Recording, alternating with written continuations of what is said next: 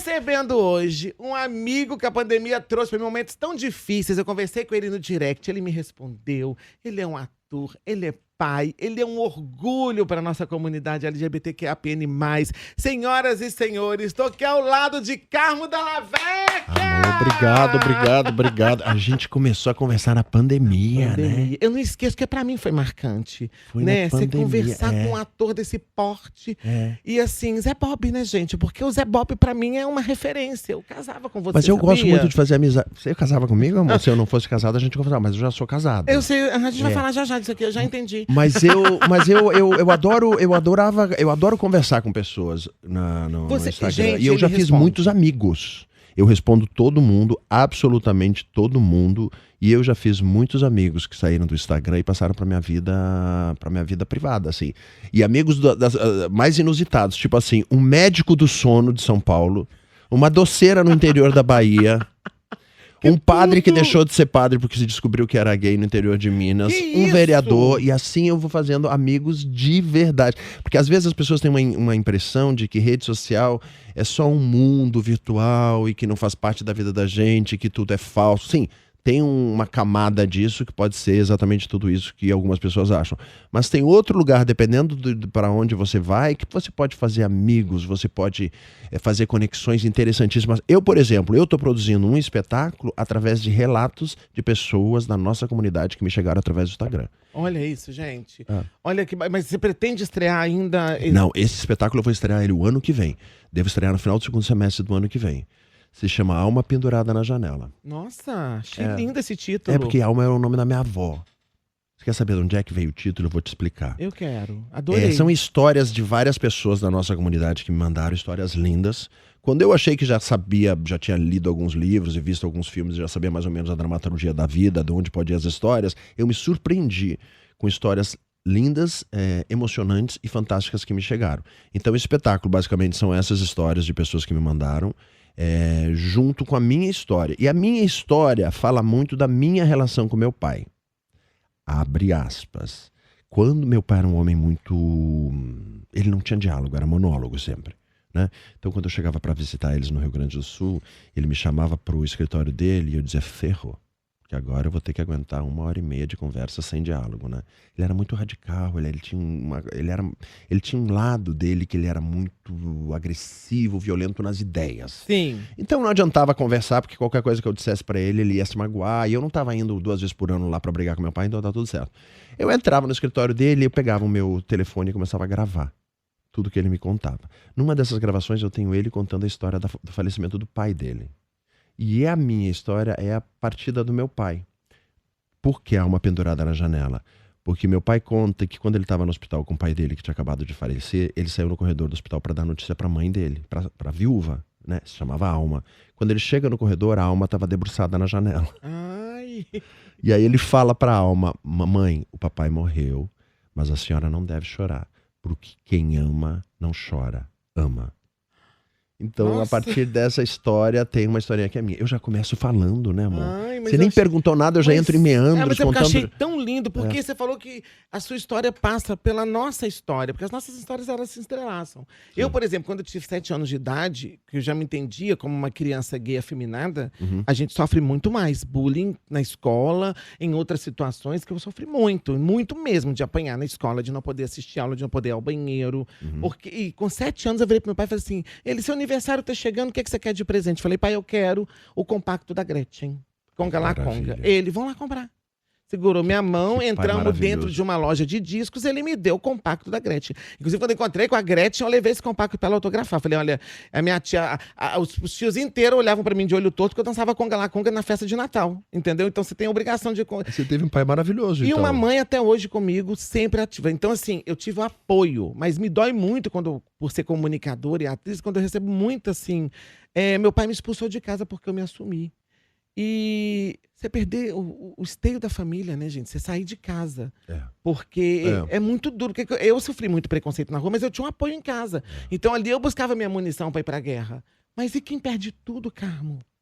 E no meu caso, por exemplo, eu não acho... Eu tive um apoio talvez tardio, porque eu me lembro que quando eu comecei a me descobrir gay lá pelo, sei lá, começa a faísca sexual, vamos supor, aos 11 anos de idade, 10, 12 anos de idade, eu pensei, ferrou, tô perdido. E uma das coisas que acontece é que, dependendo do tipo de preconceito que você sofre, se não for um preconceito de origem da orientação sexual, preconceito racial, né? A pessoa, por exemplo, sofreu um preconceito racial na escola, volta para casa, o que acontece? O pai e a mãe abraçam. Sim. Quando você tem uma orientação sexual diversa, geralmente você não, em muitos casos, se não for a maioria dos casos, na minha época certamente era a maioria dos casos, ou talvez quase todos, você não tinha esse retorno de chegar em casa e chorar pro seu pai e dizer que na escola te chamaram de mariquinha, ou zoaram porque, sei lá, por causa do seu cabelo, porque você não jogava futebol, ou porque você andava com as meninas, ou porque sei lá o quê. Você não tem esse aconchego da casa. É uma solidão muito grande. Você sabe que eu estava em São Paulo, eu estou fazendo espetáculo lá. Eu estava em São Paulo há mais ou menos um mês atrás e eu encontrei em São Paulo um grande amigo meu, Nelson, que foi o meu best friend, assim, quando eu tinha, sei lá, dos 15 aos 17. Ele tinha fama de gay. Um pouco mais do que eu. Eu deveria ter minha fama, um pouco menos do que ele. E nós nos tornamos best friends durante 2 anos e meio. O preconceito na época era tão grande, mas tão grande, mas tão grande. E a pior coisa que eu acho do preconceito é quando você assume ele se torna seu, né? Quando você incorpora o preconceito e acha que a visão dos outros pode estar certa sobre você, aí é a maior crueldade. Eu acho que uma pessoa que tem orientação sexual diversa pode passar. Eu tô contando a história do Nelson por quê? Porque nós fomos muito amigos durante 3 anos. A gente nunca falou sobre o assunto. Gente. A gente nunca tocou. Ele passava certamente por questões muito parecidas com as minhas, por dores parecidas com as minhas, por dificuldades parecidas com as minhas, e a gente nunca... Eu encontrei ele agora, há um mês, a gente saiu pra jantar, eu disse, Nelson, a gente podia ter namorado, Nelson. Por que a gente não namorou? Por que a gente não falou um pro outro? Era tão gigantesco o preconceito que o preconceito começava de você com você mesmo. Você já era reprimido a vida inteira. Você já achava que você estava errado. Esse eu acho o pior preconceito que existe. É o quando você absorve e você acha que não tá certo. Eu não posso falar porque na verdade o errado sou eu, não são os outros. Cara, eu já vi completamente na contramão. Eu com 7 anos de idade, eu escrevi uma carta pro menininho da minha sala. Eu lembro até hoje, o nome dele era Renato. E ele era testemunha de Jeová. Eu com medo de pegar fogo na sala. Eu vou escrever essa carta, eu vou pegar fogo, vou virar a estátua de sal, vou derreter, mas escrevi a carta. De amor? De afeto? Amor, que idade você tinha? 7 para 8 anos. Lindo. Você era muito mais liberta. Mais libriana, né, amor? E assim, eu escrevi aquela carta, não tive coragem de entregar. Mas aí minha mãe pegou. E aí? E aí, assim, naquela época, que aquele chororô, aí depois ela entendeu que meu filho, do mesmo jeito que os outros. Cobraram mais estudo de mim. Você precisa estudar mais, porque a vida vai te cobrar mais. É mais difícil. E realmente foi mais difícil pra mim. Mas assim, a minha questão afetiva nunca foi um problema dentro da minha casa. Aí a gente traz um ator, né? Um galã, que hoje tem... Porque você teve esse rótulo do galã, não adianta... Tem gente que não gosta de falar, mas você tem, né? Sim. E casado com um autor, João Manuel Carneiro, com um filho lindo, maravilhoso, que é o Pedrinho. E aí, do nada, você resolveu colocar a sua vida na rede social e abrir muitas inspirações para outros. Você pensou muito quando você resolveu falar assim, quer saber?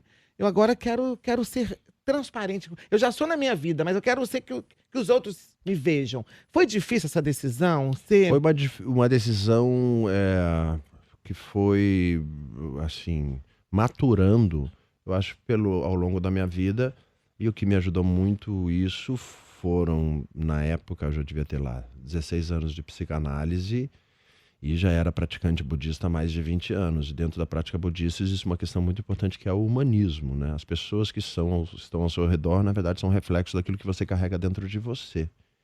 Então eu me vi como uma pessoa que tinha uma missão importante de ter a chance e a oportunidade de tocar o coração de outras pessoas e talvez de ser exemplo para algumas pessoas da possibilidade da existência de um cara casado com filho, com trabalho, com amigos. E olha, a propósito, você é gay, você é viado, baitolo, o nome que você quiser dar. Que não vai interferir em nada na sua vida. Não vai interferir em nada na minha vida. Eu acho que... E tem um lado disso que foi difícil, assim, porque eu não tive referência, né? Nós, Você né? também não teve referência? Não Eu não tive referência de Eu alguém fui que tenha sozinha feito pra isso. guerra. Ninguém foi comigo assim, vamos conversar. Ninguém Teve foi aquele comigo. diálogo, vamos falar sobre sexo agora? É. A gente não teve esse... Que doideira isso. Não, né? eu não tive nada disso, não. E você foi assim mesmo. Eu fui assim mesmo, talvez porque eu já tinha ali 50 anos de idade, porque eu acho que eu já tinha passado por várias histórias que tinham sido difíceis para mim, inclusive dentro do trabalho, talvez porque a gente estava passando por uma pandemia e eu tinha perdido o meu melhor amigo de infância, então eu acho que você começa a reconsiderar várias coisas que são importantes na sua vida. Talvez porque eu já tinha percebido que as pessoas já tinham me colocado num nicho, mesmo eu não sendo uma pessoa popularmente conhecida Sim. como sendo gay. Então eu senti que eu não tenho nada a ganhar não falando sobre o assunto. Eu resolvi falar sobre o assunto meio sem rede de proteção, sim, mas eu tive também uma grata surpresa, assim. Quando eu brinco que eu sou o viado da família brasileira, existe um teor crítico nessa minha frase também, que eu fui meio aquela pessoa que as pessoas disseram, como a Rogéria, né, era considerada a travesti da família brasileira.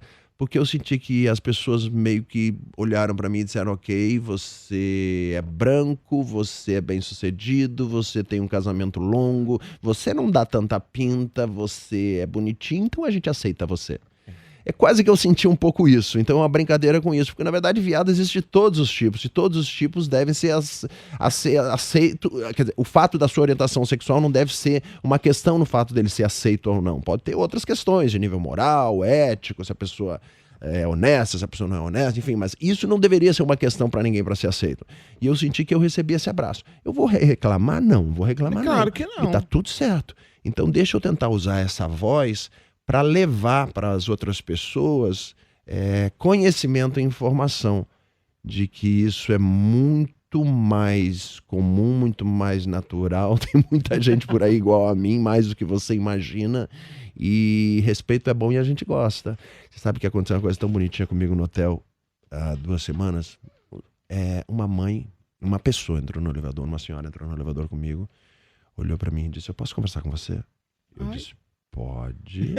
Oi, o que vem por aí? Pode. E ela disse, sabe o que é? Eu tenho um filho, meu filho tem 10 anos de idade, meu filho sofre muito preconceito. E aí o elevador chegou, eu disse, a senhora quer descer? Né? Ela desceu, chegamos, e ela começou a me contar toda a historinha dela, uma história muito bonita, de que o filho sofria muito preconceito na escola, porque ele era efeminado, e que uma vez ele chegou no churrasco da escola e disseram, olha a garota gostosa, e o menino começou a chorar.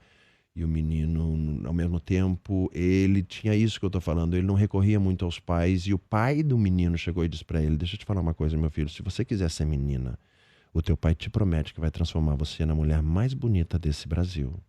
Ou seja, ele tinha um abraço em casa, mas que o preconceito que ele sofria na escola era muito grande, e que ela já tinha, a escola particular, Nossa. e que ela já tinha relatado isso na diretoria da escola, explicado que a função daquelas pessoas que estavam lá era fazer as vezes do pai e da mãe quando eles não estavam lá. Então, que eles tinham obrigação de proteger aquela criança.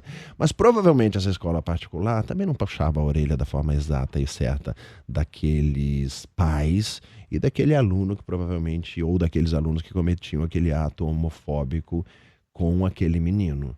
Né? Mas eu fico feliz de ter sido essa pessoa que acabou dando voz a tantos outros iguais ao meu. Você deve receber muita coisa no direct, assim, muito pedido muito de conselho. O conselho. que eu faço? Quando o rapaz é muito jovem, tipo 16, 17 anos, eu digo, uma das primeiras coisas que você precisa é adquirir sua independência financeira, até para poder fazer as suas escolhas. Eu tive, assim, ao longo do tempo, eu fui muito abraçado pela minha família. Eu acho que eu não sofri tanto preconceito na minha família, não. Tem aquela tia. Claro. Foi o que eu mais tive na minha família. Aquela tia que olhava, levantava a sobrancelha, já chegava, cochichava com a outra. Aí depois que você firma na vida, vira o artista, aí a bichinha virou o artista da família. Aí ela tem uma foto sobre o porta-retrato da casa. E no meu casamento, nenhuma delas foram. Se eu não for obrigada, eu não sofri com isso. Não, você não chamou? Não você não chamou? Não, eu não chamei, não sofri com isso, não. Nunca me apoiou não tinha por que em nada. Sofrer. Não, eu encontrei o amor da minha vida. Não tem por que sofrer. Entendeu? Mas a sua tia, mas... Não, amor, Amor, deixa a não tia onde ela escolhi. quer, né? Deixa onde ela quiser ficar, não. O que eu tinha, minha tia, assim, que aí eu resolvi falar sobre essa questão, eu avisei em casa, eu disse, então, tô pensando em fazer isso, tá, tudo bem. Eu só não avisei a produção do programa. Essa produção eu não avisei. E aí eu falei, tudo bem, mãe? Tudo bem. Aí na hora que foi ao ar, liga as tias, né? Pra minha mãe. Oi, Marlene, tudo bem? Tudo. Tá ótimo. tudo bem mesmo? Tá, ué. Mas você não viu a televisão? Vi. Qual o problema? Tem aquelas pessoas que aparecem às vezes assim. Mas eu fui abraçado e talvez eu tenha sido, pessoas como você e como eu, talvez sejam dentro da nossa família, e isso eu acho que reflete em ondas para vários outros lugares onde a gente tem a chance de conviver e onde a gente tem a chance de fazer com que a nossa voz chegue, a gente faz com que as pessoas começam a evoluir e questionar suas ideias também. Por quê?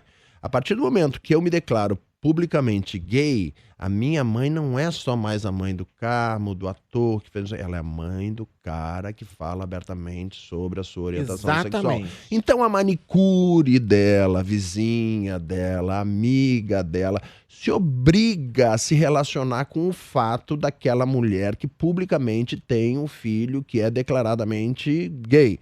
Então sempre acontece dela vir contar uma história de um filho, talvez que seja dela e que não tenha a coragem que o filho teve, ou de alguém, ou dela mesmo ter que adquirir agora conhecimento para poder falar sobre o assunto quando alguém vem falar. Então acho que em formas de ondas você obriga as pessoas que estão ao seu redor de se posicionar.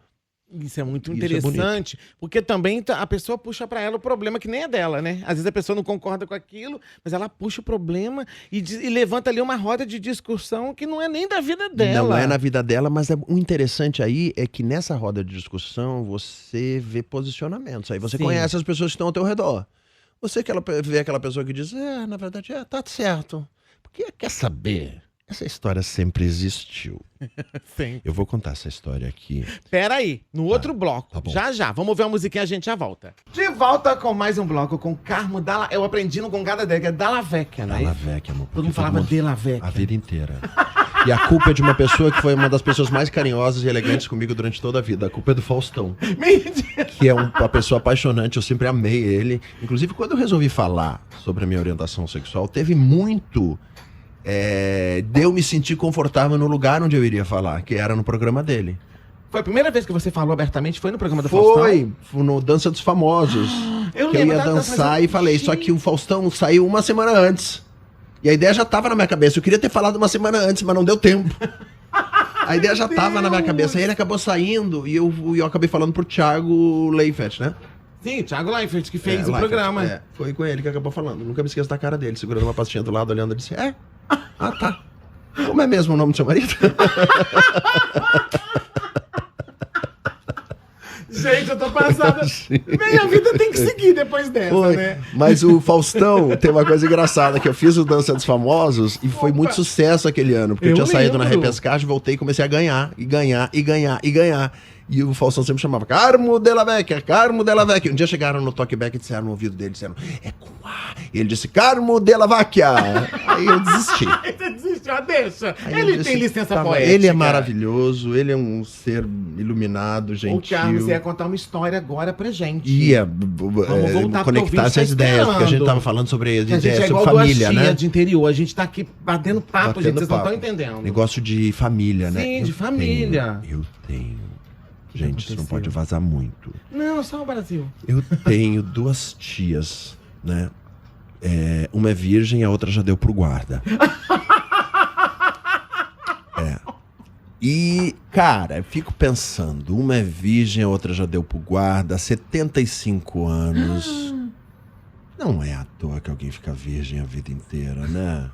Os hormônios gritam, seja homem, seja mulher, em algum momento da tua vida os teus hormônios vão gritar. Se você fez essa reclusão por livre e espontânea vontade, vai saber se essa minha tia não era gay e na vida dela nem sequer passa pela cabeça dela de que ela poderia ter tido uma relação com uma menina?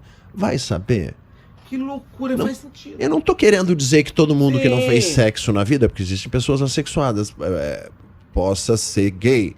Mas é um pouco estranho, né? Você fica parando pra pensar e... É um pouco. Eu tenho outra história da família que eu amo, que é Qual? a história do papai, né? Papai se chama Flides Osmar.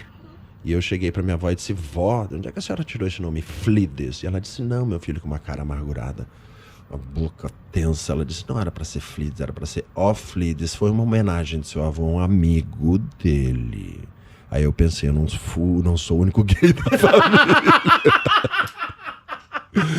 Quem é esse homem que vai homenagear o amigo dele? Que loucura! Ah, tá bom, gente. Se o viado só existe agora, eu sou o único da família, tá bom.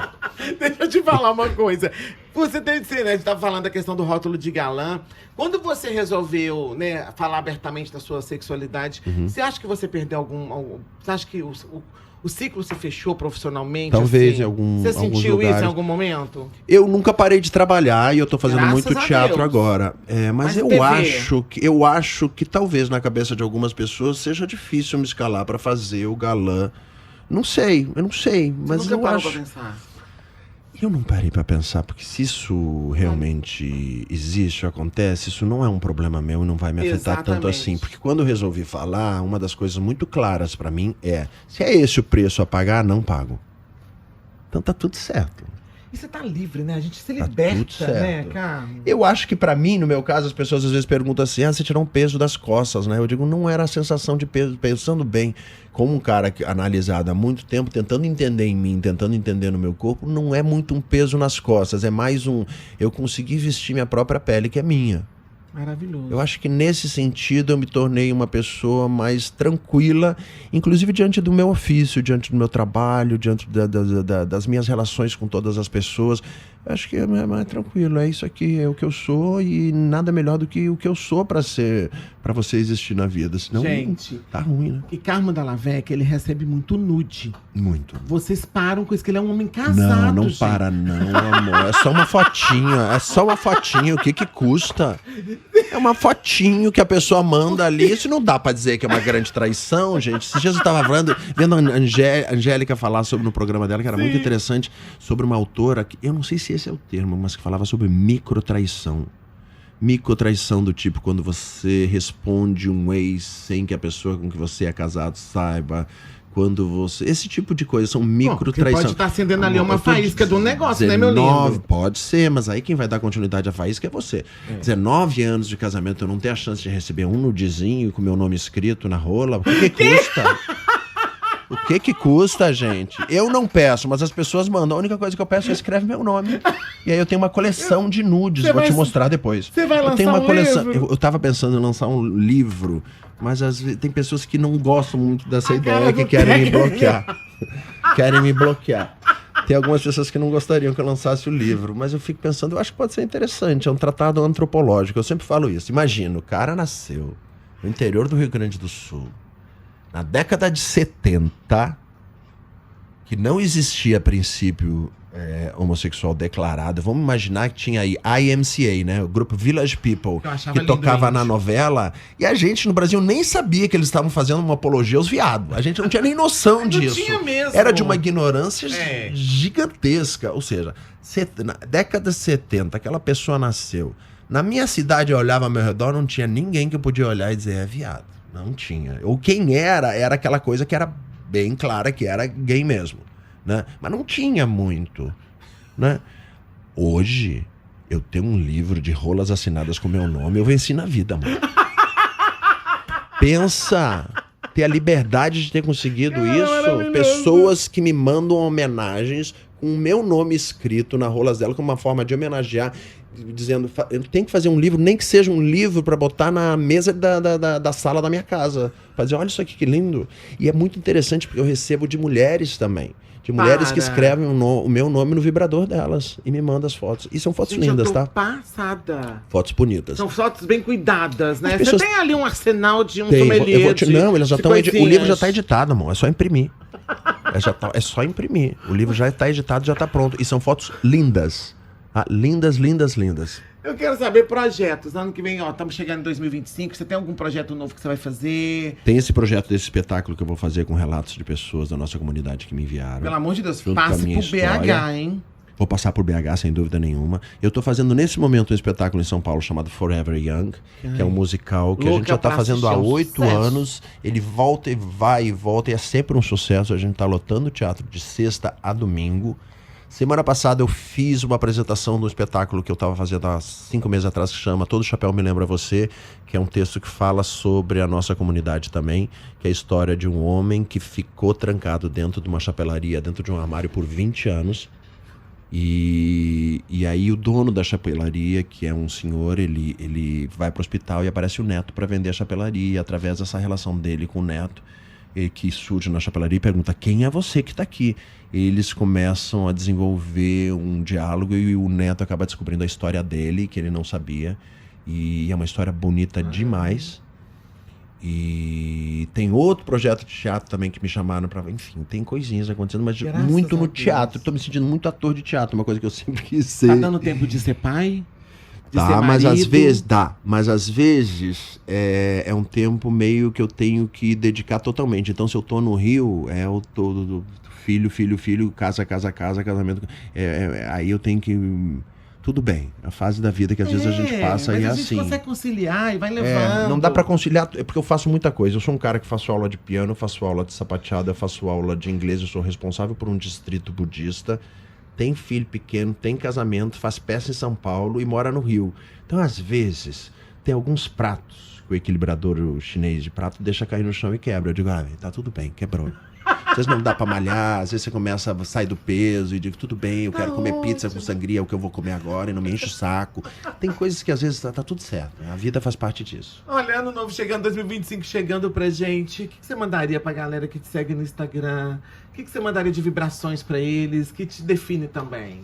Eu acho que o que me define, eu acho que a gente tem que ser feliz. Eu sou praticante, como eu falei pra você, budista há muito tempo. Dentro da prática budista a gente tem uma coisa: você nasceu nesse mundo para ser feliz. E você tem que ser feliz no dia de hoje. Então eu acho que as pessoas têm que se livrar um pouco das suas barreiras, dos seus preconceitos. Tentar ser mais tranquilo, mais feliz, leve, né? mais leve, rir mais. A gente deve cercar da nossa vida só de pessoas que têm humor. E a gente tem que entender que a gente não é vítima do mundo que está ao nosso redor. A gente é causa primordial e inicial de tudo que acontece com a gente. Então, se a sua vida não está da forma como você gostaria que tivesse, dá uma olhada nas causas que você está criando na sua história e não coloca a responsabilidade disso na vida dos outros, porque daí é chato. É chato e você não tem o que fazer. Se a sua vida está na responsabilidade do outro, você não tem o que fazer. Então, antes de encerrar, eu vou te fazer um pedido, que eu já te falei no início de Zé Bob. Fala. Eu era muito apaixonada. Eu te falei, né? Você Zé faz Bob uma ceninha de novela comigo? Faço, amor. Mas a gente vai ter que fazer, colocar no Instagram depois. Realiza esse meu sonho. Realizo, claro. Aquela cena clássica, clichê, que eu vou esbarrar em você, vai cair tudo no chão, a gente agacha pra pegar. Pra pegar junto. Tem um olhar. E a câmera em slow. Isso. A gente faz. Então vocês vão acompanhar aí pela Rádio Globo, pela BHFM. Vou desmaiar na sequência? Vou. Mas é o que tem pra hoje, tá bom? Amor, muito obrigada. Só você falou em Te Zé Bob, amo. só um detalhe, eu te falei isso, né? A quantidade de cachorro que tem o nome de Zé Bob é que as pessoas resolveram homenagear todos Você os acha que cachorros foi da o cidade. galã que você fez, o Zé Bob? Não acho, não. Eu acho que o Luciano de Cobras e Lagartos foi mais galã. Ai, também foi mesmo. Foi. Mas o Zé Bob tinha um negócio Tinha. meio jogado, assim, que mexia com a gente. Tinha um cabelo mal cuidado, Eu caído, achava né? aquilo lindo, a coisa meio Guga Chakra. Eu entendo. A gente gosta disso, né? É por isso que eu acho gente bonito, amor. ama. Quando eu vou pra Argentina, eu fico maluco, porque aqueles homens com aqueles cabelos mal cortados, com aquela barba pra fazer, não é? É maravilhoso. Nossa senhora, são os homens. Eu não posso ver homem de barba. Eu vejo o homem de barba, eu fico que nem a Sinira da Tieta. Eu fico todo arrepiado. Eu não posso ver homem de barba, eu fico maluco. Mas você falou que o Zé Bob teve muita homenagem pra ele? Mudei em nome de cachorro, né, amor? As pessoas botaram nome de cachorro. Tem muito cachorro com o nome de Zé Bob, né? Eu fico pensando, sacanagem. Podia ter colocado o nome de algumas crianças. Tem sim, vai ver que tem, bobo. Será? Zé Bob, eu acho que tem por aí. Tem, Muito era Zé muito- Bob virou nome de cachorro. E o pior é que Zé Bob é uma pessoa que existe, né? Esse nome é uma homenagem a um iluminador de teatro, de cinema, né? Gente, então, senhoras e senhores, Carmo Della Vecchia. Errou meu nome no final! Uhul! Carmo Della Vecchia.